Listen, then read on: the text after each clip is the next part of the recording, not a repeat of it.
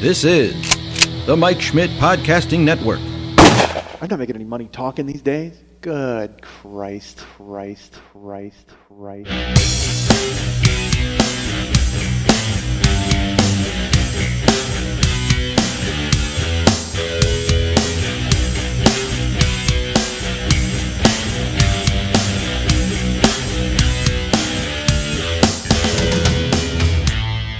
I'm a dick, folks. I'm not going to lie to you.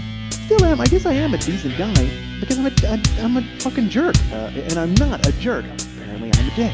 I'm not an awful guy, but I've done so much ridiculous stuff. Man, I'm an awful guy. Hey, what's happening? Mike Schmidt's 40-Year-Old Boy podcast. It's a Wednesday afternoon. Partly cloudy. No, it isn't. It's fucking crazy hot. But today's supposed to be the end of the heat, folks. Today's supposed to be the end of the... And they say that. They say it's the end of the 100-degree heat, but it's still going to be like 88. Which I don't know. It's not that big a difference. I don't know why they think it's that big of a difference. You know what I mean? Unless you're naked, I would think. Unless you're like a caveman. Like the caveman, because he's covered in crazy hair, he's probably like, oh my God, it's so hot out here. And then when it gets to be 88, he's like, oh, I feel the difference. But we're all in clothes. We don't know. I mean, who the fuck knows? Plus, you're going from air conditioning out into the heat anyway. So to you, it's just as hot whether it's 88 or 100, right? Unless you get into my car with its leather seats and then you stick to it. Oh, that's fun. There's nothing, and you have to drive in my car with a spatula because you keep driving. You're like, I smell bacon, and you don't mean it in the ironic 70s. Hey, there's a cop way. You mean it in the holy shit, my thighs are stuck to this leather seat way. And then when you get to your destination, you have to take your spatula and you have to get yourself off of the seat. That's what I do. That's an image and a visual that you probably don't want, I would imagine. Hopefully we'll get to a point, folks, where I don't feel that my legs are like sizzling bacon. That would be good if we could do that. Rocky with a blog, not started yet. Because I think I may have mentioned last week, hey, you know what? I'm going to wait until my birthday cake is gone because there's no point in doing this with a birthday cake around. So I had Karen made this birthday cake and it was very good. I will tell you, it turned out to be good. She put like jelly in the middle. I would have put jelly on top as well. I wouldn't have frosted the whole thing with jelly. That'd be a fucking fat guy nightmare. But I mean, you should have put it just on the top, so there was a thin layer of jelly on the top because it absorbed into the cake. That's the thing. She put it in the middle, and then it kind of got absorbed into the cake. Well, you should have put it on the top and in the middle. Whatever. Who cares? She's never making it again. But anyway, she made it, and it was good. It was actually very good. And then I was like, I only had like 2 pieces of it because I got to tell you, folks, it's a cake. It's like a thick peanut butter cake, and I'm not a maniac. I can't sit and eat a birthday cake. I did that once, man.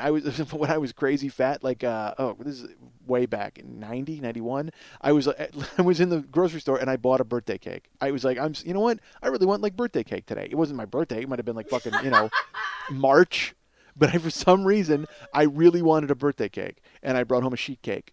And my roommates are like, "What the fuck? Whose birthday is it?" I go, "Nobody. Just, it's fat guy eating birthday cake day." And I did. Because nobody eats birthday cake as a snack. Nobody's sitting around going, "Fuck, I really need a birthday cake right now." Because birthday cake is like, it's like wedding cake. You know what I mean? You eat wedding cake at weddings. And then you wrap it and you put it in the freezer and then you eat it 9 years later. And you're horrified by it and disgusted. But you don't eat a wedding cake like on a Thursday. No one's like, Jesus, let's go out for Chinese food and a wedding cake. That doesn't make any sense because there's that distinct wedding cake flavor, and it tastes, it tastes like your wedding. It tastes like sorrow. All right, so no, it doesn't taste like sorrow. Come on, I'm happy. I'm happily married, aren't we all? Of course we are. That was for the benefit of some other people here in the room. So that's my friend Lily Von Stupp, by the way. You may hear her chortling in the background. She'll be doing that from time to time, whether we want her to or not. She's she's bound and determined to chuckle her way through this in a fake fashion, whether it's fake or real.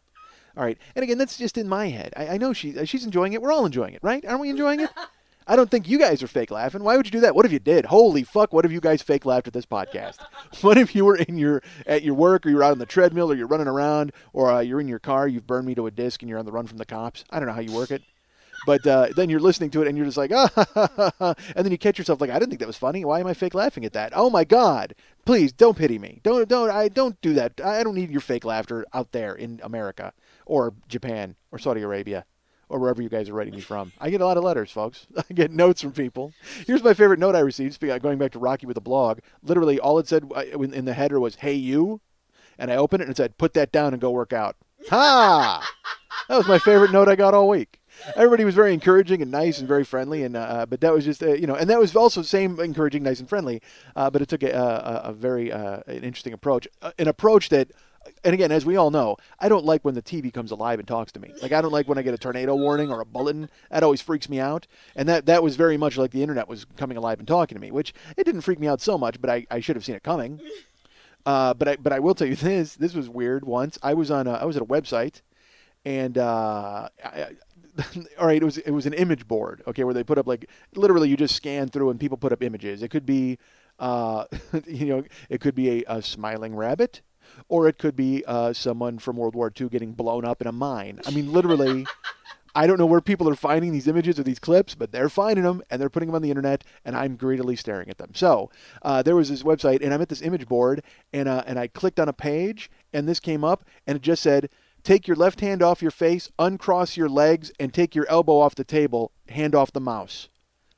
And that was exactly how I was sitting. I was literally slumped forward with my head in my hands, hand on the mouse, crossed legs, and I just clicked. And I read that, and dude, look. I know it was just a crazy guess. I know the internet didn't come alive and talk to me, but Jesus Christ, did it freak me out for a second. And it's so funny because you get that weird, like, goosebumps, like, freak out, and then you just go, well played. Nicely done. Got me. Because they did get me. And, that was just a shot in the dark, but it just happened to be a shot in the dark that I read. And I literally, where you just kind of, for just a second, because it's, 3:30 in the morning. I don't know what the fuck's happening. It could be just some crazy internet ghost watching me and then typing that to me. Although I got to realize he's putting out an image, he's typing it to everybody. He can't be in everybody's house at once. So he's just taking a shot in the dark. And the certain people that he ensnares in that net, the certain fish that get caught in that net, they deserve it. But, so that was me. I got caught in the net. Everybody else got caught in the net and swam off because they didn't have their head in their hands. I did. All right. So I was I'm at that. And then I clicked on another page, and then I saw somebody getting their head cut off. Great. All right. So I need to stay away from that website. So, yeah. So please don't. I guess what I'm saying is don't fake laugh. Was that where I was going with that? You people don't have to. Lily has to. That's her job. So, but you guys, really, you don't have to. Here's something that happened. I'm in the car with my wife. Okay, I'm going to let you folks weigh in. You're going to judge this. You're going to jump in. Oh, so I didn't finish the cake. So, all right. So here's what happened. So there was cake in the middle, or jelly in the middle, and no jelly on top. And then I ate 2 pieces of the cake because, again, I'm not a psychopath. I can't just sit down and eat a fucking cake anymore. I could in the old days, but now I couldn't. So the cake just sat there. It's like wrapped in Saran wrap, and it's on the counter. And here again, folks, my wife. I love her, but she's crazy. She thinks we live in the 1800s or the 1700s, and she'll be like, "Are you gonna eat that cake?" And I'll be like, "Yeah, I'll have a piece of it eventually. I mean, it's okay." Like, she'll put stuff in the fridge. I told you this. She just thinks that we need to take all of our ham and cover it in salt and bury it in the yard, and then take it out for the long winter ahead. She thinks we live at Valley Forge, and the Hessians are going to commandeer our apartment and eat all of our salt cod. I mean, I don't know what the fuck her problem is, but she just thinks that she needs to throw away everything. So my cake is there. I've only eaten 2 pieces of it. And she's like, "Are you going to eat more of that cake?" And I said, "Yeah, I will." I mean, this is, it's only been there like 4 days because she made it last Wednesday. So this is like Saturday and Sunday. And she's like, "You can eat more of that cake? You can eat more of that cake?" I said, "Yes, I will. I just, right now, there are other things that need to be consumed before the cake. I mean, that's the thing is I'm trying to eat my way through all of the garbage that's in my fucking house because the cake is the linchpin. Once the cake disappears, Rocky with a blog appears. So as soon as everything else is gone, and because I can't eat the cake, and then I turn around and it's like, "Oh, look, there's drumsticks. Whoa, who put those in the freezer?" And I plow through them like a fucking badger. Just like a rabid badger, there's nothing but wrappers all over the ground, and I've just got like peanuts on my face, and everybody's like, "What the hell happened to you?" Drumsticks. Had to get rid of them. Got to get to Rocky with a blog. So that's the whole point. Is I'm trying to just cleave my way through all the other nastiness in the house before I get to the cake. So like Sunday, she's like, "You can have some of this cake." Then Monday, she's like, "Hey, you can eat more of this cake?" That's 2 days ago. And I said, "Yes, I will. I promise. I mean, enough, okay?" I said, "Yes, I will have some of the cake." So then I left Monday night, and then I got home yesterday, and I was in the kitchen, and I was going to have a piece of cake. I'm like, "All right, so I'll have a piece of cake." It's gone. I thought she like wrapped it up, and I looked all over the house, and I looked over. She comes home last night, and I go, "Where's the cake?" She goes, "You said to throw it away." What? Yeah, I asked you if you were going to eat anymore, and you said yesterday that you weren't. I said, no. I said, I can't eat it every day because, I mean, it's a thick peanut butter cake. I mean, I can't just be wolfing it. I mean, it's insane. And also, let's be honest. I'm sure there's a tiny little piece of me that went, once that cake is gone, I have to actually take control of my life. I'm sure that was something that happened. Okay, I understand it. I get it. And you don't have to scream it at your podcasting device. I don't know what you have. Maybe you have a podcasting device. Maybe you have a Victrola. Maybe you go ahead and you put your iPod and plug it into a Victrola, and I'm coming out of a giant, what looks to be a huge megaphone. That would be great. Maybe you're playing me outside of like an ice cream truck. Wouldn't that be great? How great would that ice cream truck be? If you just drove down the block and instead of ding da diddle ding da ding da ding da diddle ding, you played that clip of me going, drumsticks? Who put those in here? I'm gonna plow through them like a fucking badger. That just over and over as it drew people to the goddamn ice cream truck in your neighborhood. That would be hysterical. Drumsticks? Who put those in here? I'm going to plow through them like a fucking badger. Drumsticks? Who put those in here? I'm going to plow through them like a fucking badger. Drumsticks? Who put those in here? I'm going to plow through them like a fucking badger. You're telling me people wouldn't buy ice cream if they heard that? Of course they would. People would come running to the truck if only to get the obscenity, quite frankly, out of it. You know what? I need to record that drop for you guys just as a way, with no swearing, so you can actually play it in your ice cream truck. Drumsticks? Who put those in here? I'm going to plow through those like a badger. Drumsticks? Who put those in there? I'm going to plow through those like a badger. Drumsticks? Who put those in there? I'm going to plow through those like a badger. See, now you can play that on a loop, and then everybody comes running, and they buy drumsticks. Drumsticks? Who put those in there? They should plow through those like a fucking badger. See? This is perfect. I've just sold 1 billion drumsticks. I have made your ice cream business work, folks. Right now, your ice cream business is going to increase exponentially, 100-fold, if not 1,000-fold, because people will be running up. You'll be, if only to just go, what are drumsticks? Because some people might not know what drumsticks are, but then you introduce them to that fantastic, crunchy sugar cone with chocolate and peanuts. Oh my God! And the best part is in the bottom part of the cone, in the little point, in the ass end of the cone. There's that, like, they fill it with chocolate, and you don't know it's there, and then all of a sudden, surprise! This is filled with chocolate. Oh my God! Drumsticks are great. They are the ice cream equivalent of getting laid. All right, so yeah, take that, Ben and Jerry. Although they tried, they make their like Cherry Garcia bar or that chunky. What do they have? They have like a weird, this huge. They have an ice cream bar you could kill a guy with. It's like huge, but fuck that. It's all about drumsticks. Drumsticks? Who put those in here? All right. But I look at Karen, I'm like, you threw my cake away? You threw my. She's like, you said, you hadn't had it. It was gonna go bad. Well, fine. Let it go bad. It's my cake. Jesus, again, I know I'm 7 years old, but it's my birthday cake. If I want to let it mold and rot on the goddamn countertop, let it. What is it bothering you for? It's sitting on the counter doing nothing. It's not in your way. It doesn't prevent you from having coffee. You don't need the cake plate because you're certainly not baking another motherfucking cake anytime this year. You throw away my birthday cake? Jesus Christ. Who does that? And I love her. Okay, I get it. And she made it for me, and that was nice. But again, she's just like, oh, it was going to go bad. No, it wasn't going to go bad. It's a fucking cake. It's filled with enough peanut butter and sugar and butter. I could eat that after the fucking apocalypse. Seriously, I could wrap that up and put it in a backpack, and then me and Viggo Mortensen and his kid could walk the road, trying to survive amidst the charred forests and huge fireballs. And I would still be able to survive on that goddamn cake. One bite would power me for a fucking week. It was so full of sugar. But you throw it away? Holy God, I can't believe she fucking threw it away. Because not only that, but because now, and again, don't say that she didn't listen to last week's show. So she has no idea the importance of the cake to Rocky with a blog. She has no idea that once the cake is finished, I need to go ahead and become, everything has to start. That's, unless maybe she listened to it and then she did it in some sort of weird fashion. I don't know. She couldn't have done that. She wouldn't do that. Would she be that sneaky? Nah, she's not sneaky. She's a loving wife.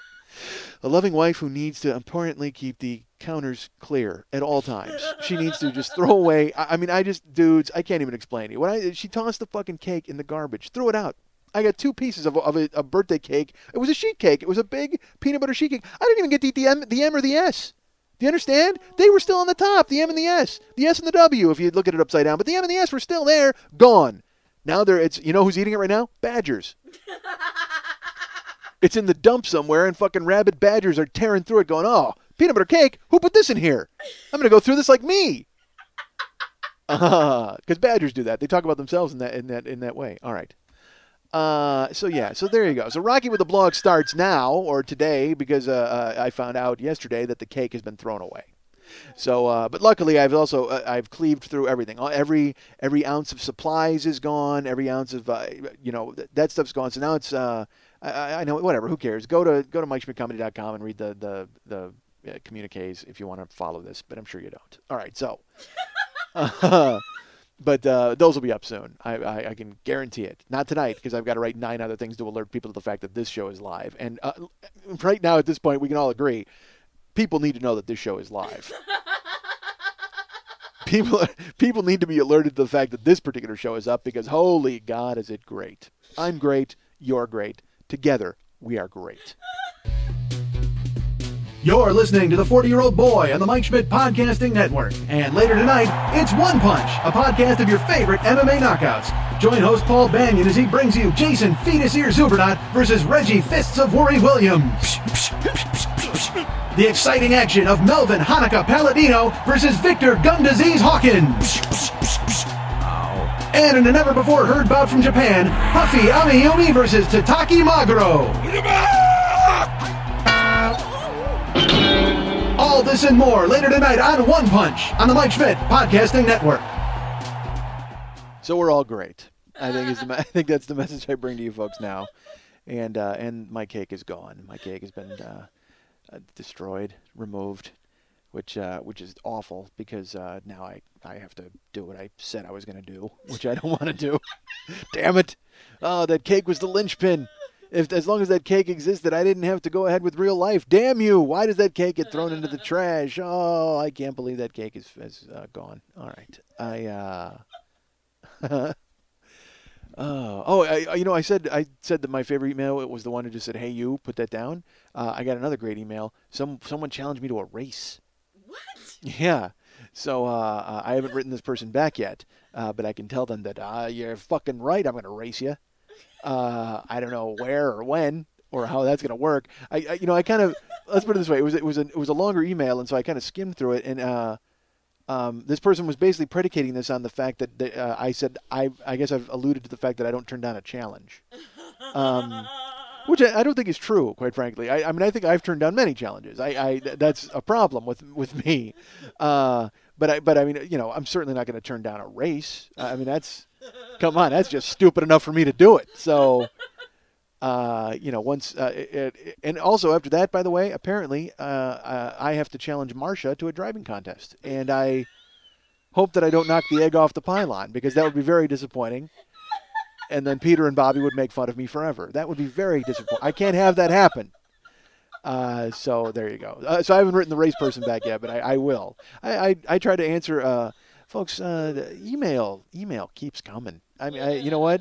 And it's like, I'm not even ignoring it. Like there've been times where I've just ignored it and kind of tried to live my life. But, yeah, this is, last week, I think I answered 100 emails.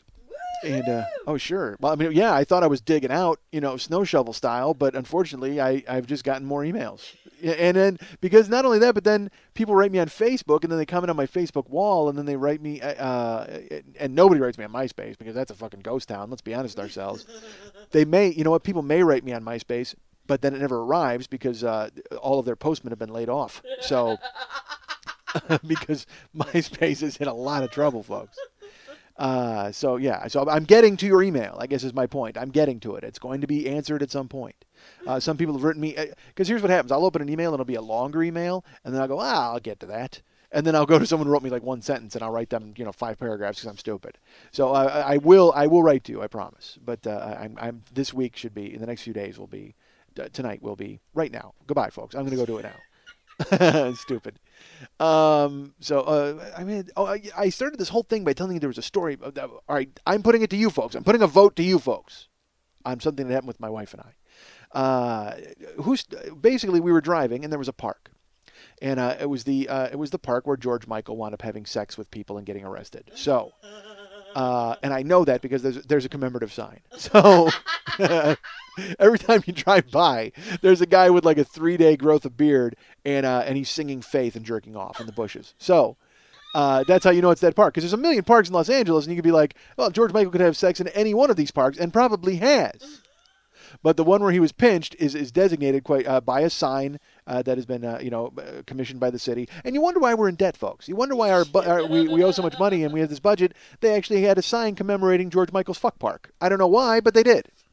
So we're driving by that park, and there's, in addition to the fake George Michael with a handful of his faith, there's women there and people with dogs, and there's like a pregnant lady, and she has her dogs running around, and then we drive by and we actually noted it. We were like, wow, because she was really pregnant. I mean, like crazy, huge, dirigible pregnant, and she had like 4 dogs running and jumping, and then we kept driving.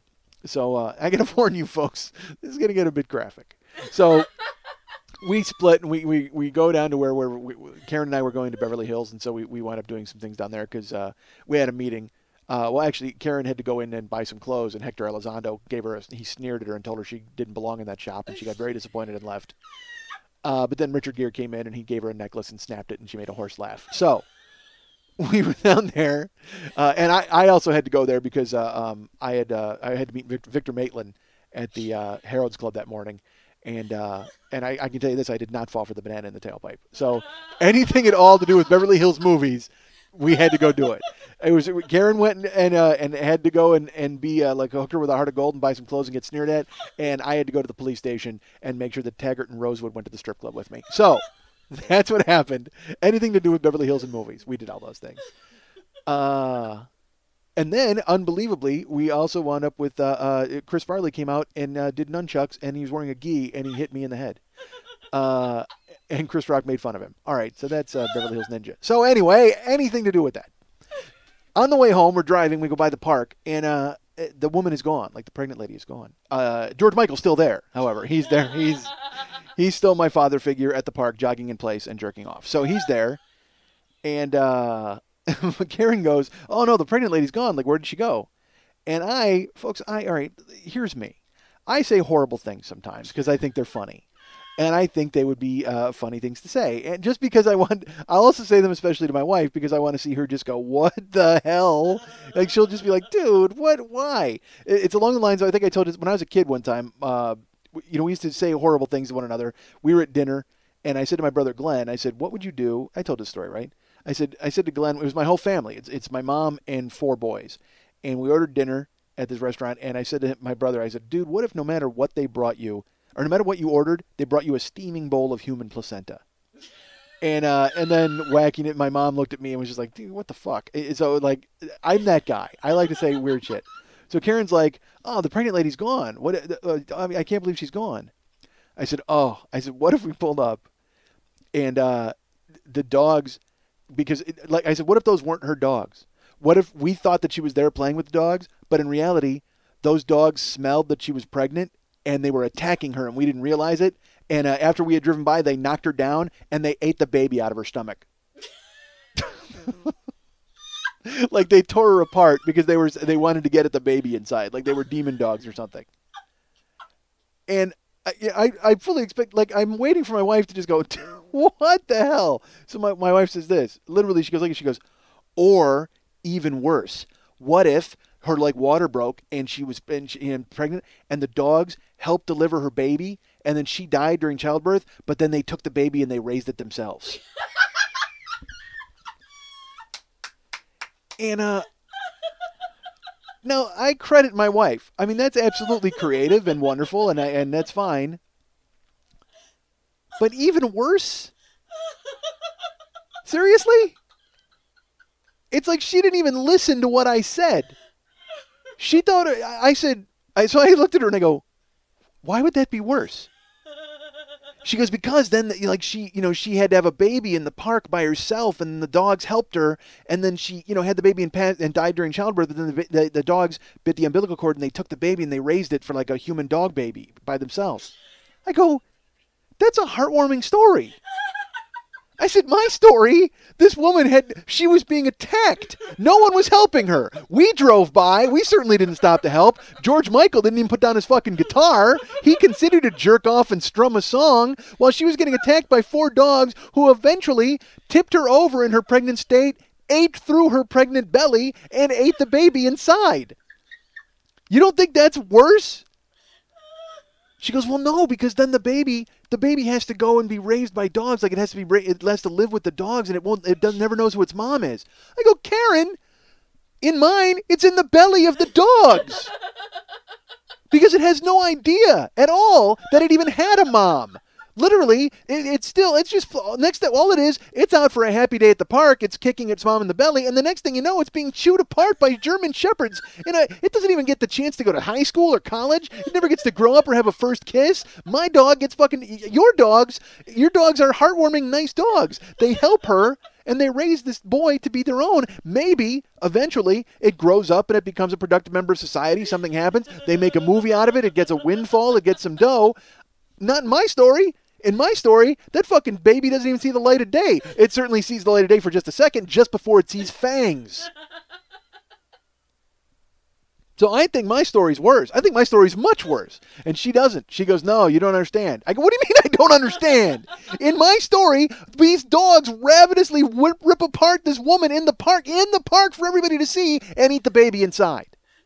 In yours, they gently put her to the ground and they help deliver the child. And then they raise it. They teach it to get sticks and fetch. I mean, that's not worse than my story. My story is a grisly, horrible. In my story, you might as well have a puppet on a tricycle come out and say and tell you an anecdote beforehand. It's like straight out of the fucking Saw movies. That's where my story's from. Your story could be, quite frankly, with a little fudging, your story could be a Disney movie. It really could. Her story is essentially Bambi without the shotgun. That's all it is. And instead of dogs, it's like a skunk and a rabbit. That's it. That's your story. Your story is a Disney story come to life. My story is a fucking in the hands of an artless director, it's a trauma film, but in the hands of some skilled director, it's a Saw movie. I mean, come on. So I put it to you folks. What story's worse? I think my story's worse. And then I was trying to think, is it a man and a woman thing? Like, do women think it'd be terrible to have a baby be abandoned? Is it worse to have a baby abandoned and raised by something other than its parents, as opposed to being eaten alive by dogs? Really? I mean, as a guy, I can't think of much worse than being eaten alive by dogs. Not only that, being eaten alive out of the stomach of your mom. Like, you didn't even get to live. And I love the fact that I'm fixated on that. That's the thing I can't get over. This baby never even got a chance to see the Super Bowl. What the fuck? What is that the worst thing? Who cares? Oh, this baby will never know the pleasure of having a cheeseburger. This baby has no idea. This baby is swimming around in amniotic fluid, looking around and going, gee, it's dark in here. I can't wait to get born. Womp. All of a sudden, fucking Rin Tin Tin pulls it out by its soft spot and fangs it to death. Are you kidding me? The fuck do I care that he's never going to have pancakes? And again, that gets back to my food thing. I know it does, because Mex is always like, dude, how come you would have MMA guys always make a sandwich? I have no idea. Why couldn't this baby see a beautiful sunset? Why couldn't this baby go ahead and experience his first kiss? I don't know. For me, the first thing I think of is, Jesus, that baby's never going to have deep dish pizza because he got eaten by dogs. Really? Okay. I still think my story's worse. I think my story's much worse. I don't think it's a fucking contest. You can tell me. You vote. Let me know. Let me know what story is worse. And I'm going to be interested to see how it breaks down along sex lines. Like if ladies just think it's worse that a baby is abandoned and then raised by something other than its mother, or like me, you think it's horrible that it gets turned into goddamn dog food. I don't know. I don't know if that's my food thing. And my food thing has come full circle again this week. Really, because again, the cake and then getting thrown out. And now I actually have to fucking do what I said I was going to do. But I spent, what I did this week? I spent this week watching Man vs. Food. You ever seen that show? It's a show on the Travel Channel. And the host is you know what? It's funny. The first show we watched, Karen and I were like, we don't dig this host. And then by the second show, we were like, we really like this host. And it's a show about a guy who travels all over America and he goes and eats crazy food. Like he'll go to like Austin, Texas, and he'll take a challenge where he has to eat like 6 breakfast tacos, but not just like tacos. These are, have you ever gone to like an eating? First of all, folks, it's a bad idea to ever eat anything the menu dares you to finish. Seriously. I mean, I've done it, and it's not smart. I went to a place called Norm's here once, And I ate like a $4 ribeye steak with potatoes and vegetables, and then they had a brownie, a hot fudge brownie, and it said, "We dare you to finish this monstrosity." Well, fuck, you don't have to ask me twice. Bring that to me immediately as soon as I finish your horse steak. Literally, I mean, a $4 steak. I think I'd rather eat a baby out of a woman's stomach than eat a $4 steak because it's probably the same quality of meat. But I fucking get this goddamn steak, and I eat a $4 steak, and I bury that, and I eat potatoes and whatever appetizers, fried shit. Who cares? I think I had fried water at Norm's. I mean, it's just a death pit. And they bring me this hot fudge brownie, and it's just one of those things where it's a brownie the size of a tire. And they just hot fudge it with a fucking fire hose and a whole can of whipped cream, and I'm like, fuck yeah, I'm gonna clean house on that thing, and I did, man. I wolfed it, and I was in bed for 3 days. Like I actually lost 17 pounds actually, so it wasn't bad. Literally lost 17 pounds from being dehydrated and vomiting and stuff. But something in there got me, the steak, or maybe I got a bad carrot. I have no idea. Something in the I mean, who knows what was in the fucking brownie? I mean, I could have very well eaten like a sardine or a bad fish or anything. They might have just put Epicac all over the goddamn brownie. I have no idea, but it was bad. But I lost 17 pounds, so that was good.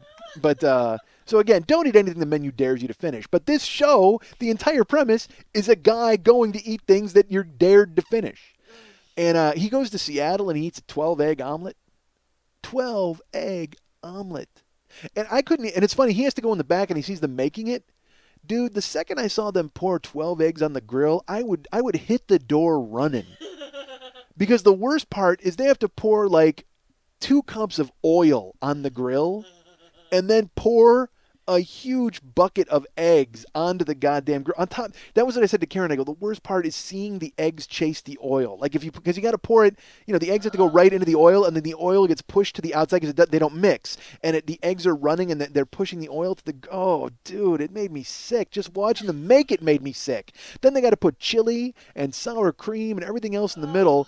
And again, when I was a kid, that shit was hysterical to me. I went to Perkins. There was a Perkins cake and steak, shake and bake. I don't know what the fuck. But it was by my house, and they used to have all-you-can-eat nights. So they had all-you-can-eat fried shrimp, and all-you-can-eat barbecue chicken, and all-you-can-eat ribs, like every single night. So my brother worked there, so I would go in on fucking all-you-can-eat night, and they would bring you a plate of barbecue chicken, and it was a breast and a wing and a leg. And I ate 14 plates of barbecue chicken.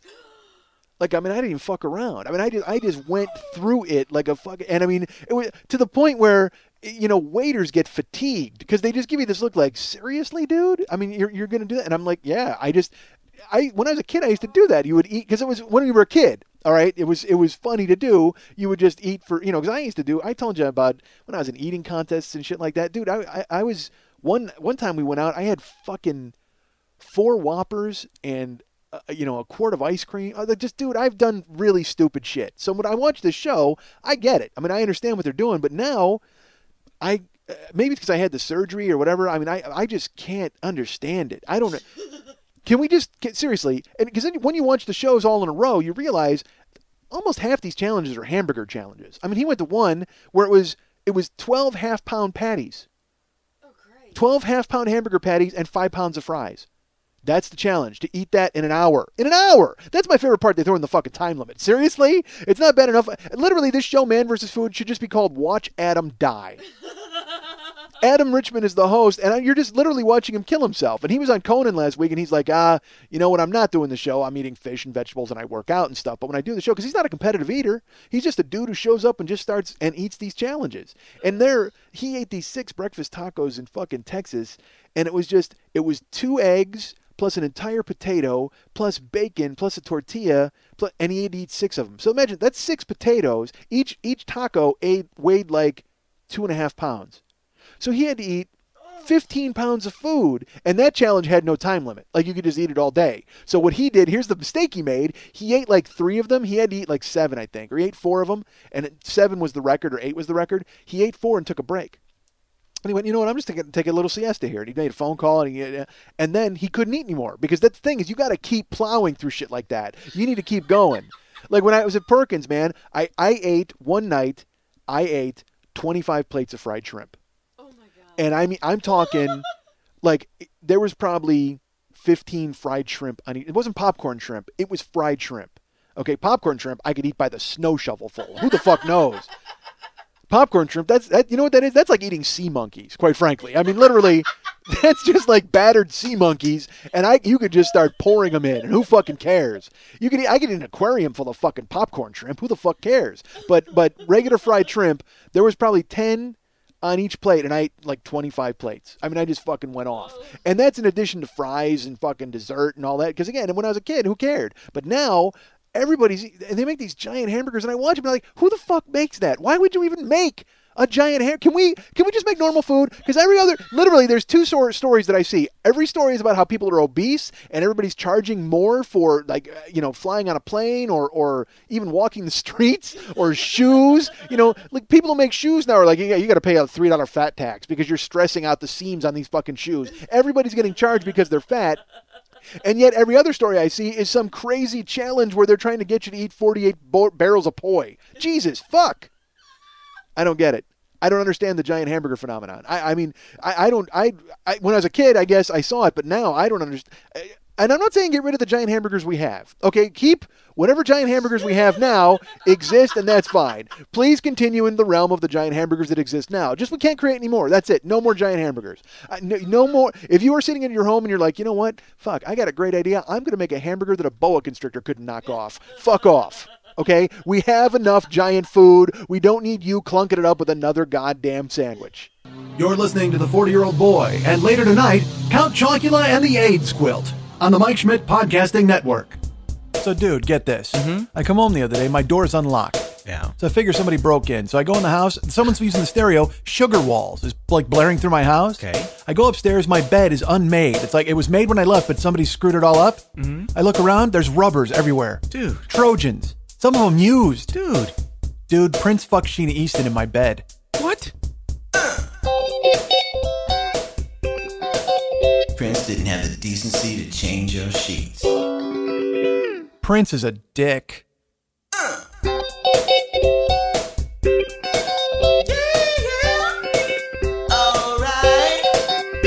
And another problem with the giant food, like I've mentioned, it's all hamburgers. It's hamburgers and tacos and pizza and shit like that. Nobody has a foie gras eating challenge. Which I think, just for the irony, they should have a foie gras eating challenge. Because the whole point of foie gras is you stuff a duck full of so much feed until its liver swells up 9 different ways, and then you've got delicious foie gras. Well, fuck that. Let's go human foie gras. Let's have a guy who gets so stuffed with foie gras, his liver gets swelled up. We make a fucking human foie gras out of that guy. I don't get it. Why, if there was a pork belly eating contest, maybe I'm in. Maybe I go ahead and go with that. But watching these guys eating charburgers and fucking omelets and tacos and chicken wings and holy fuck, awful. It's just, and then food is terrible for you anyway, but then you eat it in mass, gigantic fucking quantities. It's just, and you wonder why everybody's crazy fat. You wonder. And it's so funny because there's little things and it's so funny. You always hear people that are like, oh, you know what, you want to lose weight? Hey, take the stairs instead of the elevator. And then you laugh at that because you're like, well, that's not going to make any difference. But then, man, people take the elevator. Even if they got to go up at the graveyard gig, there's a chick. Dude, there's this chick who's super hot. I mean, super hot. And she lives on the first floor, takes the elevator every time she comes in. And part of me is like, well, she kind of goes against the rule of take the stairs. I mean, she's totally hot anyway. So where am I going with this? I have no idea. But the point, because people avoid exercise at all times. When you go to park, this just happened to me today. I was looking for parking outside Lily's place. There weren't a lot of spots on her block and so I went down the block and I had to go around the block, and there were a couple of spots that were a little further away, but then I just left them and I go, well, I'll go back and check by her house again. Dude, why? Take the parking spot. If you're a guy, never circle a parking lot more than once looking for a fucking spot. Never. You do not need a closer spot. Serious. Park the car, take off your skirt, and walk the extra 30 steps, Molly. Seriously. Be a fucking man and walk. I mean, I don't because I've done that. I'll drive around the parking lot and then I'll drive around a second time. And then, what are you doing, stupid? I told you when I was crazy fat, I used to park far away and call Karen. She would come pick me up and drive me home because I wouldn't even walk. And granted, that also got into the fact that my fucking knees couldn't handle walking with gigantic 500-pound frame. But still, don't get into that spot, folks. That's my point. Don't get into the spot where you need to call for a ride from your ride. And a good way to do that is to avoid these fucking eating contests. All right, so. But if you want to watch Man vs. Food, it's an entertaining show, and you will sit there and go, Adam, I can't believe that you're going, because he did one where I couldn't believe he ate 17 hot dogs in an hour, 17 chili dogs, and again, he's a normal-sized dude, but he still killed 17 chili dogs. Jesus Christ! I mean, I'll go into 7-Eleven. It's so funny. It's weird how that food appeals to you, man. Like when you think about it, you're like, chili dogs, that just sounds gross. But then you'll be in 7-Eleven, and you'll look on the grill, and they're on the little fucking food treadmill. They got the taquitos rolling around and the hot dogs rolling around, and you're like, well, maybe I could have one of those. That wouldn't be so bad. And then you eat it, and you're like, oh, that was bad. Why did I eat that? It was terrible. The chili for those hot dogs is so brutal. I mean, it just looks like a cat fell into a wood chipper, and then yet you're putting it all over your fucking hot dog. It's so bad, dude. But yet people eat it. I see people, when I worked there, man, people would come in and they'd eat like 3 of them, because they're worker guys. Like, guys are out all day. They'll come in and they'll buy, a Mountain Dew, a bag of Doritos, and 2 fucking chili dogs. You're like, oh, dude, you want a coffin with that? Man, and again, who the fuck am I? I just ate 8 pounds of candy and drumsticks. Who the fuck am I to talk? It's just, that's the thing is I'm killing myself with sloth and food. I don't even need drugs and alcohol. Although, you know what, maybe I should jump on drugs and alcohol because that will fight off the sloth and the food. Maybe somehow the 4 of them will combine some sort of unholy cocoon and keep me alive much longer. That's what I need.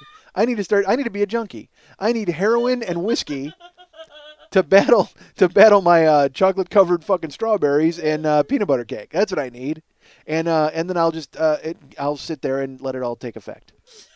No, that's the sloth. I got to get up and jog. That's what I need to do. I need to shoot up heroin and jog. I've got to do all that. It's got to all combine together. That's a good plan. And now I'm going to go to 7-Eleven to get some taquitos. I love the fact that they call them taquitos. They're not taquitos. They're just this frozen lump of something. That's what it is. Literally, if you look at the ingredients on those things, it says something. Or it's like remember the old Batman show where they had a guy named Falseface and had who played him, ? That's what it says on the ingredients. Ingredients, ? We don't know. It should just say, does it taste good? Then why the fuck do you care? That's what it says, right on the ingredients. Could just be like a huge stick filled with cancer, but you don't care. Oh, this tastes great. Oh, 7-Eleven. I love that. Oh, dude, I'll tell you this. I went on YouTube. I saw the greatest YouTube clip this week. It is a fight in a convenience store. No. And it's great on like 80 levels. It's just, there's no sound. I wish there was fucking sound. That's the only thing missing from this clip is sound. But it's a guy, it's in a convenience store like a 7-Eleven. And it just starts out, there's people in line. And there's like 2 dudes that are they're just walking around. You can just see they're spoiling for a fight. They want to fight somebody. And it's there's like 10 people in the store. And these 2 dudes, you just see them walking around and they have their shirts off. Hey, what a fucking surprise. I think we've all learned that, and it's so funny. Someone wrote me because, all right, the New York Mets, bear with me. The New York Mets had an assistant general manager named Tony Bernazard, and he just got into some trouble because apparently he took his shirt off and challenged the entire Double-A team to a fight. And quite frankly, I can't believe no one took him up on it. You know what? If you take off your clothes and you challenge 20 dudes to a fight, they should fucking beat you to death. I mean, it shouldn't even be an issue. They should just go, all right, well, you know what? You called us out and just destroy you and turn the whole thing into a fucking Twilight Zone episode where you just get massacred. But so someone wrote me and they made me laugh because I guess then at ESPN.com they did an analysis of why he took his shirt off. And they were saying it was like a fight or flight thing, and it was a way of swelling up your muscles and a way of intimidating another guy, and also it was a way of stripping off like a gladiator and da-da. And it's like, I've talked about it on the show before. The reason guys take their shirts off in a fight is so you can't grab their shirt. That's basically the whole deal. They think it's less constricting, so you take it off, you've got more room to go, and also that person can't grab you and control you and ragdoll you or go hockey fight on you with the fucking shirt off. So these dudes are walking around and they got their shirts off. So which is, that's a clue anyway. If you go into 7-Eleven and you see 2 dudes with their shirts off, turn around and get the fuck out. You do not need a taquito that badly. You do not need cat and a wood chipper dog that badly. Go ahead, turn on a heel and get the fuck out of the 7-Eleven. If you see 2 dudes yelling with their shirts off, done. Get out. Karen and I went out to eat last night. We went to a place called Scaff's Grill, which is a good restaurant here in Los Angeles. Mediterranean food. I get a chicken shawarma. And we're there eating, and this woman walks in because I will tell you, it's right next door to a like a community outreach type of place. And so this woman comes into the restaurant. I'm not kidding. It's an older woman. She's probably like 55, 60. We're sitting at the table. She comes in and she goes, "I'll tell you what. That Lee Harvey Oswald shot my daddy, John F. Kennedy, and he thought he was going to get away with it. But then they tried to blame Jack Ruby. They said Jack Ruby killed him, but the real Lee Harvey Oswald is outside right now. He's right next door, and I'll tell you what, that motherfucker is not going to shoot my dad again." Karen and I are just eating our food. And the guy behind the counter, like, they're used to it, I guess, because of this, the crowd that this place next door draws, apparently sometimes can get a little off. So he just goes, "Get out of here. Get out of here." She goes, "I'm telling you what, no, Lee Harvey Oswald, he's out there right now, and I'm not going to let it happen. I'll tell you what, I'm not going to let." And the guy behind the counter, literally just pours gas on it. He just goes, "Oh, really? Charles Manson's my dad." Like, you're going to argue with this fucking numbskull who just burst into your restaurant? Seriously? Just get them out. There's people enjoying their shawarmas and their kaloofs, or whatever it is you serve. I'm eating kebab balls. I've got a kalaba sandwich. I don't want to deal with this. I got some nice tahini sauce and a cabbage salad. I don't want to hear somebody come in with their Zapruder film fucking theories. You drop Manson in her lap, that's going to open a whole new fucking can of worms. So she starts yelling again about Lee Harvey Oswald, and she starts walking around to people's tables, and I'm like, I won't even look up. I'm just looking at Karen, and literally, then she runs out, and all you hear, it's so funny, all you hear is the bell for the door. Ding, ding, ding, ding. And I just look at Karen, and I just go, "She seemed nice." Because what else are you going to say? What else are you going to say? And then Karen just goes, "You know what? Those are the scariest people." Because she believes what she's saying. Like, she's not putting on a show or being crazy.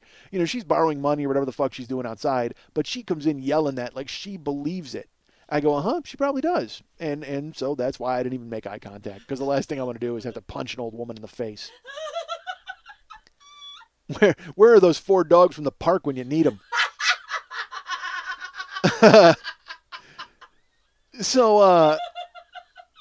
So she pops in like 3 or 4 more times, and same thing. Keeps talking. Finally convinces me that Lee Harvey Oswald's outside. I actually looked. I'm like, well, maybe he is. Because there's just that thin line. It's like when you go to Venice Beach in this town, there will be dudes sitting there, and they will have a 7-foot-tall placard, like a driftwood placard, that they've made into a flowchart that explains why Lee Harvey Oswald and Richard Nixon are responsible for killing E.T. and what that means to the Kenyan president Barack Obama. Like this weird, it'll have like, conspiracy theory after conspiracy theory piled on top of one another, and, at the same time that they're selling incense. You know what I mean? Like part of me just wants to go up and just lean over and go, "Dude, why are you even selling incense? Your very board tells us everything's coming to an end. Why should I give you 25 cents for sandalwood?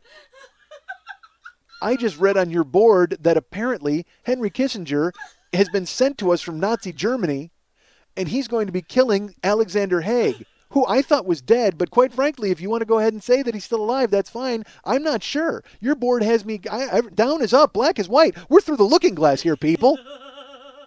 I'm not buying your fucking incense, because I don't care how the world smells, because according to your board, everything smells rotten." So that's all those fucking people. So So anyway, that happened last night at the fucking. So if you go into a place and you see people just yelling with their shirts off, get the fuck out. So in this clip, you just see these dudes, and they're yelling, and they're walking around, and they're doing that weird. You know what they're doing? They're pacing. You ever see in Phantom Menace when Darth Maul is fighting against Qui-Gon Jinn, and then as they're fighting, they get separated by an energy wall. I forget what it is. Folks, I'm retarded. I sort of remember this. I could be getting the names wrong. I don't know. I fell asleep during the pod race of Phantom Menace. That's all I remember. It was so fucking horrible. The only thing worth it was Darth Maul and this fight with Qui-Gon Jinn. Qui-Jin Gong? I don't have any fucking clue. All I know is it was Liam Neeson as a Jedi. Take that. So in the middle of the fight, they get separated by, I think, an energy wall or something happens, and they can't fight. And Qui-Gon Jinn sits down, and he just starts meditating. It's awesome. It's a perfect delineation of who they are. He just sits down and just calmly waits for the energy wall to pass so he can continue fighting Darth Maul. Darth Maul just fucking paces back and forth looking at him the entire time. Just pacing, waiting. Okay, so these two are pacing like Darth Maul in the fucking convenience store with their shirts off. And everybody else is just Qui-Gon Jinning it. They're just like, you know what? Fuck this. We're meditating. We're not even making eye contact with these motherfuckers. Finally, they hone in on some fat white dude. All right? So, and believe me, as a fat white dude, I was not happy to see the fat white dude become the target. But at the same time, fat white dude has to realize, you know, you can diffuse the situation or try to, but also you can't be a complete pacifist because in this clip, fat white dude is like leaning backwards and you can see his body language. You can't hear what he's saying, but he's got his hands in his pockets. Dude, if you are in a store and guys with no shirts on start pacing back and forth and starting to swear. And again, I can't hear it. I'm assuming they're swearing. I'm guessing they're saying things that aren't very nice. I don't think they were walking back and forth and going, I think that I shall never see something as lovely as a tree. I don't think that's happening. These two are pissed off. They're not reciting poetry. They're not, you know, literally they're not walking back and forth and going, I think you've done a fine job mopping this floor. This floor looks amazing. I mean, they're not saying that. So this guy's leaned back, the fat white guy's leaned back, hands in his pockets, and he's kind of like trying to, I guess, pretend like it doesn't matter. He's not intimidated. Okay? Dude, get your hands out of your fucking pockets because something bad is about to happen. I'm not saying you got to square up. You don't need to go into a fucking fighting stance, but you got to get a little frosty here because these two dudes are about to wreak havoc. You know it. I know it. And more importantly, they fucking know it. They're just waiting for the fucking red wire, blue wire to get pulled and to go off. That's it. So this guy's leaning back. He's got his hands in his pockets. And I even put my head in my hands. I'm like, dude, get your hands out of your pockets. If it's a dangerous situation, you don't want to be caught fucking flat-footed. It's like when I watch Jerry Springer, dude, on Jerry Springer, this is how you know the show is completely fucking phony. And we all know that. I'm not exposing anything that anybody doesn't know. Fuck, I get it. But I would be so furious when I would watch Jerry Springer. And again, this is more about me than about them. But they would say, yeah, I've been fucking this guy's wife. Who cares? Well, let's bring him out. Well, then they would bring that guy out, and he would walk up to the guy who's banging his wife, and their hands would be at their sides, and he would go, you're a jerk, you're a fucking dick, and they would just start swearing, and the crowd would go crazy and all that stuff. Dude, I got news for you. If you're on that fucking show, or if I'm on that show, and they're like, this guy's been banging your wife, let's, and bring him out. The second he gets within distance, the second. And again, it's not going to be like a stupid fight like you see where guys are just like, hey, man, put up your dukes. I'm punching this guy in the face as hard as I fucking can. I don't give a fuck if it's a sucker punch. I don't fucking care. If that guy's been banging my wife and I'm on television, the only reason I've gone on television is to make sure the nation sees that you can't fucking punk me like that, and this guy's about to eat a right hand that I've been holding on to for weeks. So it would drive me insane when a guy would just walk out and they'd start arguing. It's like, dude, you know what? You fucking judo throw this guy, you take the mount, and you just start raining punches in his fucking face until they pull you off and drag you out of the studio. Because there's no way we're going to sit down and have any intelligent discourse after I knocked every tooth out of this guy's fucking head. So I watched this. The guy's got his hands in his pockets. They're going off and they're yelling. And basically he's talking. He's saying something. Now, granted, fat white guy could have been saying, you guys are dicks. I don't know what he's saying. But you see people are kind of buzzing around, and then all of a sudden, the one guy with no shirt on, he hits Fat White. Fat White guy finally takes his hand out of his pocket, but still isn't like Frosty, and this guy hits him with a two-hander to just under his chin, like right up. It's a common move because what it is like, if you don't want to hit a guy in the nose right away, it's a way to start a fight because you hit him in the chest, and then he's a little disoriented, and then you can fucking go at him because you knock him off balance because this guy wasn't ready for it. So, again, folks, I'm not, Mike Muir from Suicidal Tendencies. I'm not like some street fighting champion, okay? I just know from bouncing shit that works sometimes. So please, don't take any of this to heart. It's not like I'm walking around, I'm an old man. I'm an old man who can't even eat a hamburger anymore. I can't. So please, I don't mean to come off like I'm some genius, but I mean, it's common fucking sense that if a guy is screaming in your face, you don't stand there with your hands in your pockets because you're going to get fucking jacked. So be ready for it. That's all I'm telling you, folks. So, so they hit him, finally. This one guy hits him in the face, and then the other shirtless guy gets involved. And and it's so funny to watch. guys who don't really know how to fight. I mean, they just basically they know how to street fight because the white dude, they all just Three Stooges fight. They just start throwing Three Stooges punches like whoop, whoop, whoop, whoop, whoop, whoop, whoop, whoop, whoop, whoop. You got to see it where they just start flailing the three of them. It's three dudes just flailing, and the two shirtless dudes might be hitting one another. They don't fucking know. All they know is that they're, there's a way to do it if you really... It's so funny. For all the shit they were talking and stomping around with their shirts off, you'd think they'd have been better at this. But instead, they just start with this crazy flailing. And the best part, people just kind of separate. And again, there's all these different levels. So you see these two go at it, and they're starting to get on the white guy. And then all of a sudden, one of them grabs him. And guess what? He grabs the white guy by the shirt. Because the white guy didn't take his shirt off, which fine. I don't blame him. He didn't expect to have a fight. He's got his fucking hands in his pockets. And to be truly honest with you, he's got a guy an inch from his face. If at that point he decides to take his shirt off, he's going to get jacked even worse. So fuck it. Forget it. He should leave his shirt on, but be prepared. So they get him by the shirt, and this guy just kind of bum rushes him and knocks him to the ground. And he goes down, and I think the white guy might have hit his head because he just freezes. Or he just played dead because he didn't want to get his ass whipped anymore. So... they knock him down, and meanwhile, another dude enters the fray, and he grabs the shirtless guy kind of around by the head, and it's just, you just see they're going at it, and it's like seven dudes just start swinging. Like, you'll see it when you see the clip. You know what? Go right now, if you want to follow along, go search, what the fuck, it's Thug. I'm trying, you know what? Search Thugs Talk Shit. I think that should come up on YouTube. And it was hosted by some website, like I think it was the ync.com. So search thugsync.com or something, and you'll see it. It's a black and white clip from a convenience store. So anyway, the fight starts, and the white guy gets knocked down, and then another guy jumps in, and he grabs one of the shirtless dudes in a headlock, and they start swinging. Then another guy, the other shirtless dude, comes up and hits him, and you're watching it unfold, and then out of nowhere, some guy in a Reggie Bush jersey shows up, and he beats everybody's ass.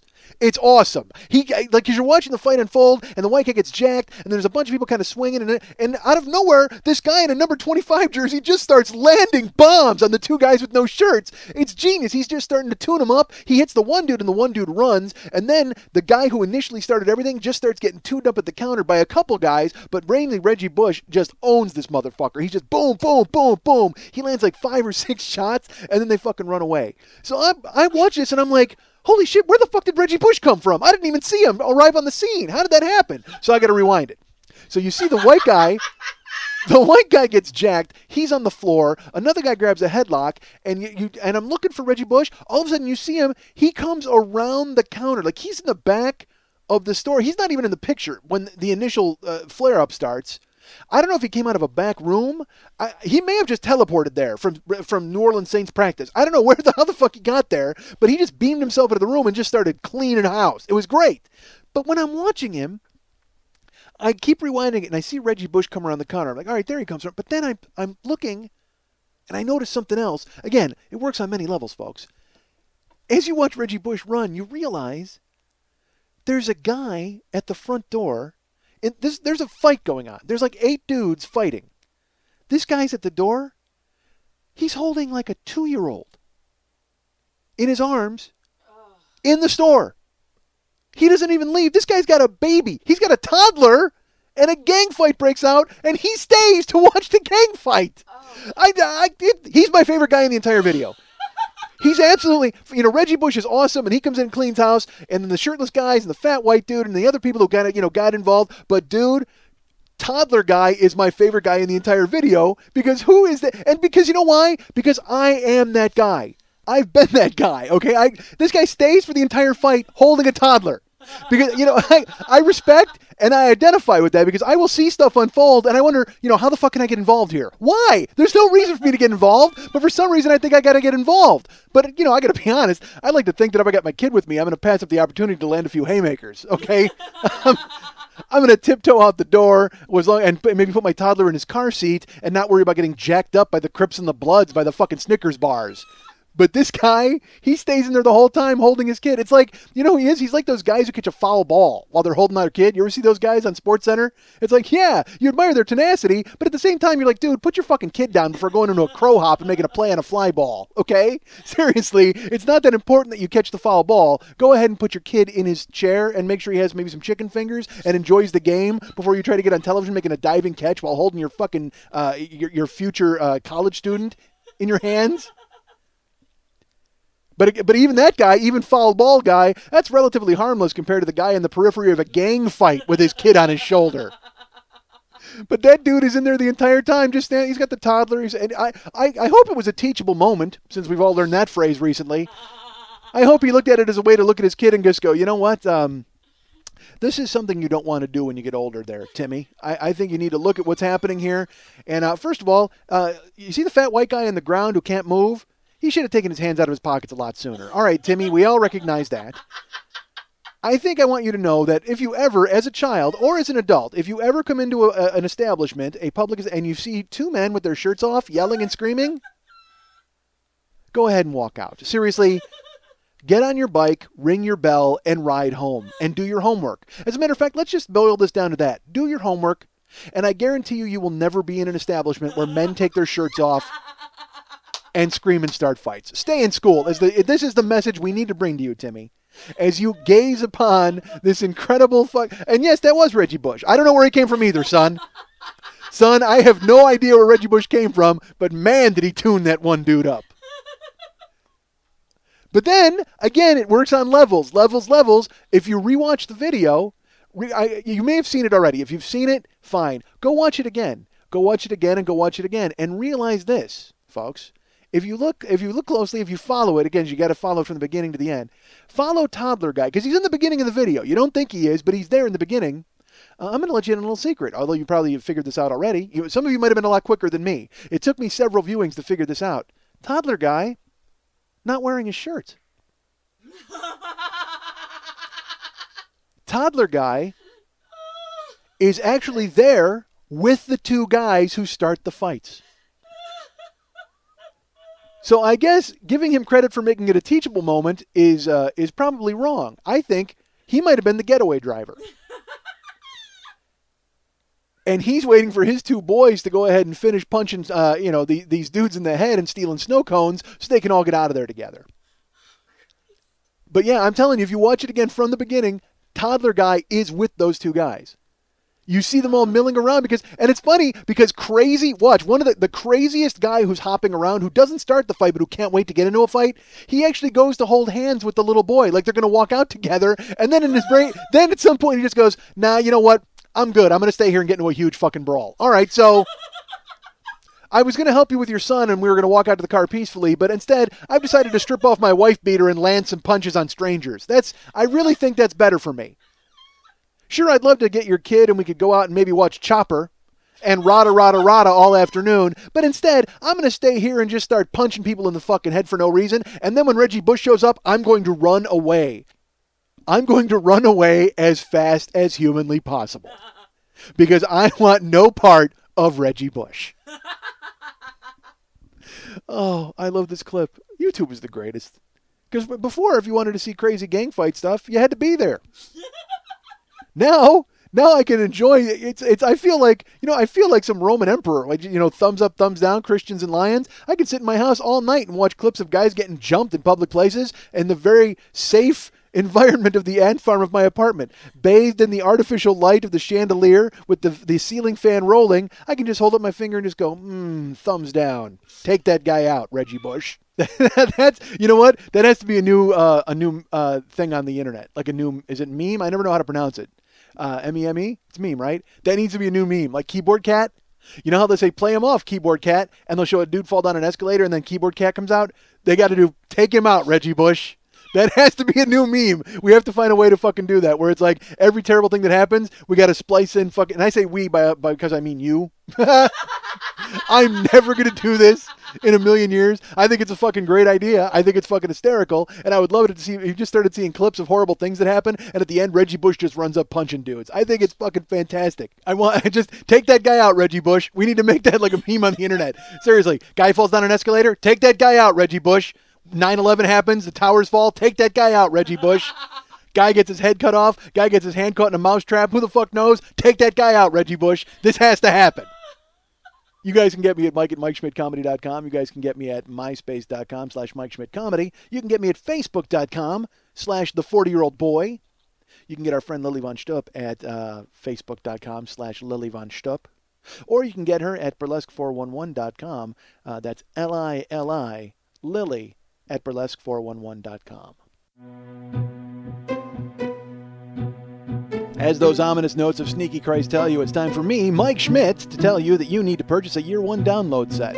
That's right, it's available at MikeSchmidtComedy.com. Go ahead and get to the store and go ahead and download all of the magic of Year 1. As a matter of fact, Lily has earbuds in during the recording of Year 2, listening to Year 1, because she remembers when this show was great.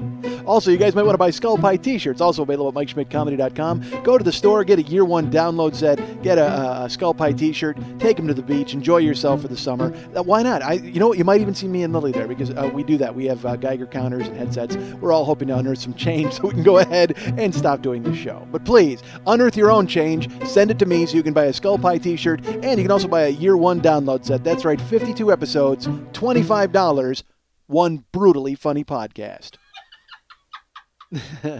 I can't do it now without the point. I need the point. You guys can follow me on Twitter. Remember that. Twitter ruined one of my messages. I don't want to call it that. I don't know what to call it. I'm not a 13-year-old girl. So follow me at twitter.com/the40-year-old-boy. And remember that it's the number 40 on everything. I don't want to go with the FORTY, even though I own 40yearoldboy.com and every single fucking possible from what was that? I'm trying to think of the word.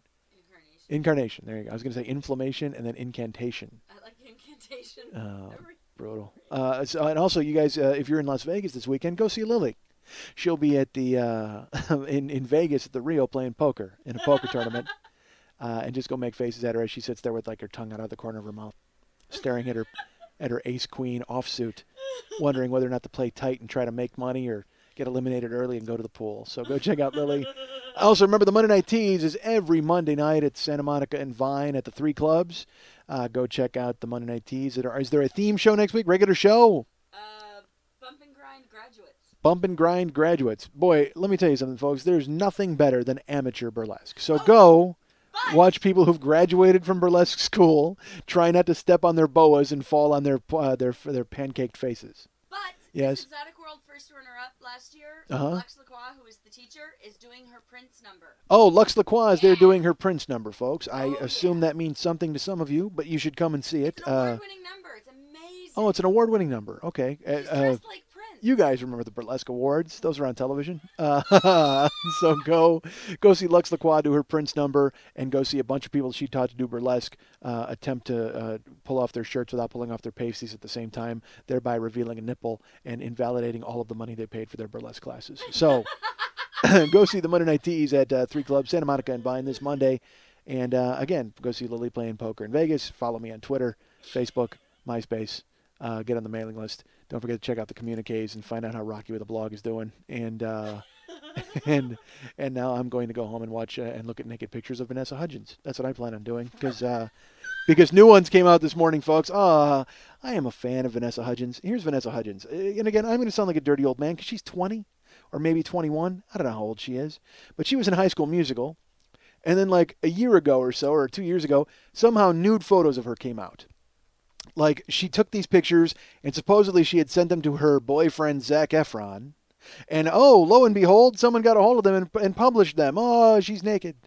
But when you think about it, it might have been just because she's done interviews where she talks about she won't mind being naked in movies, because I think she's kind of trying to get away from the Disney thing. That's the thing. She's been in High School Musical, and she realizes that she's going to be that chick for the rest of her life unless she does something like, leak some naked photos of herself. So fantastic, she does it. So now, just today, she's got a new movie coming out next week, And I think it's her first movie that's not Disney, or maybe it is Disney. I don't fucking know. All I know is it led to more naked pictures of her today, and I was thrilled. I'm like, fantastic. And although it is a crisis because apparently she's kind of like an America's sweetheart type of chick, and so it's a grave concern. So they're actually going to send Bill Clinton to go in and talk to her and see if he can finally get her naked pictures to stop appearing, because apparently that's what he's going to do now. He's going to go everywhere and talk to everybody and solve every crisis. Bill, come on, be honest. When you heard that there were 2 Asian women trapped behind enemy lines, was there anybody who was going to bring them home besides Bill Clinton? Seriously, if there was anybody in the country guaranteed to travel behind enemy lines to bring home 2 Asian women, it was either going to be Bill Clinton or Bill Maher. And I just don't think that Bill Maher was going to make the long flight. Seriously, so, and just by the way, Clinton went there and he got these chicks. What kind of horrible role-playing debauchery went on the plane from North Korea to America? Seriously. They had to be wishing they were back in the North Korean prison once they got on the plane and they saw that one of them had to lay naked with sushi on top of her for the entire flight, while Clinton ate it as the other one gave him happy ending massages the entire time. I'm sure they got on the plane, respected Asian journalists, and they got off the plane shell-shocked. They were as shell-shocked as anybody who came home from Vietnam. Seriously, they must have been after what went on in that plane, because Clinton made them. He put them through the fucking ringer. Seriously, he made them. They put on kimonos and they put chopsticks in their hair and they had to oil up their hands and walk around in fucking clogs and talk like Mrs. Livingston from The Courtship of Eddie's Father the entire time. They had to. And then just when it was getting to be at its worst, Reggie Bush ran out of the cockpit and took that motherfucker out. That's right. Take that guy out, Reggie Bush. That's what happened. I wanted in everything. I wanted in any clip you could possibly imagine. Take that guy out, Reggie Bush.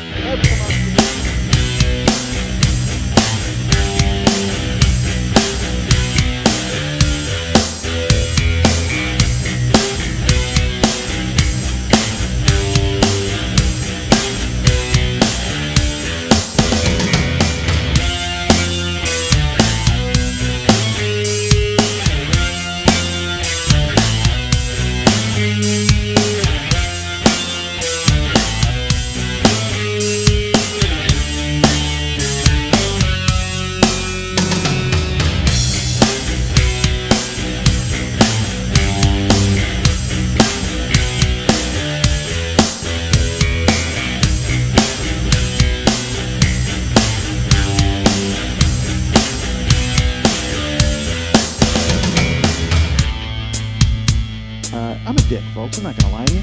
I'm a decent guy because I am a jerk. And I'm not a jerk. Man, I'm an awful guy.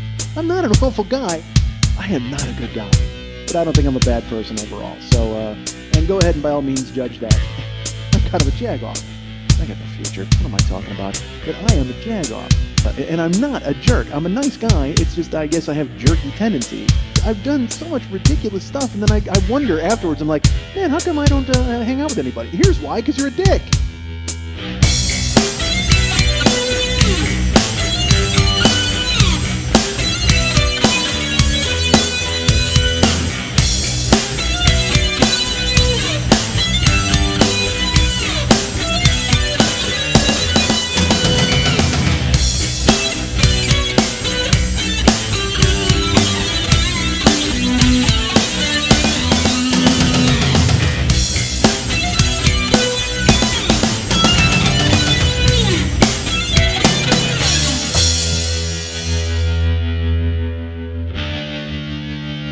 You're finished. You're finished. You're finished. You're finished. You're finished. You're finished. You're finished. You're finished.